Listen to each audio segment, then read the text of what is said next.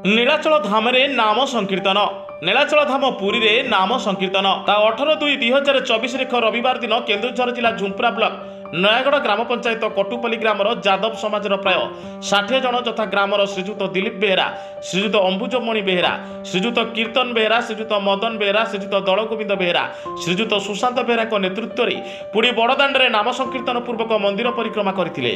परिक्रमा समय शताधिक भक्त हरिनाम आत्मविभोर होई जोग देइतिले। एही परिक्रमा कार्यक्रम को ग्रामर वरिष्ठ व्यक्ति श्रीजुत क्षेत्रवासी बेहेरा, श्रीजुत दुर्योधन बेहेरा, श्रीजुत कमलाकांत बेहेरा, श्रीजुत श्यामघन बेहेरा, श्रीजुत वृंदावन बेहेरा, श्रीजुत नट बेहेरा, श्रीजुत प्रताप दास तारिणी मंदिर नना भक्त नाम संकीर्तन रे दायित्व तुलाइतिले। रहिबा खाद्य पानीय व्यवस्था श्रीजुत दुष्मंत बेहेरा, श्रीजुत दैतारी बेहेरा, दीपक बेहेरा, जीतू बेहेरा, विश्वंभर बेहेरा सह अन्य माने सुचारू रूपे दायित्व तुलाइतिले।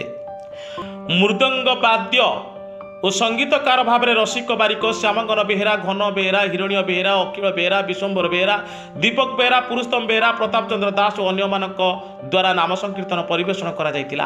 विज्ञान जुगरे कृष्ण रसामृत समस्त को मनमुग्ध और भावविह्वल करथिला।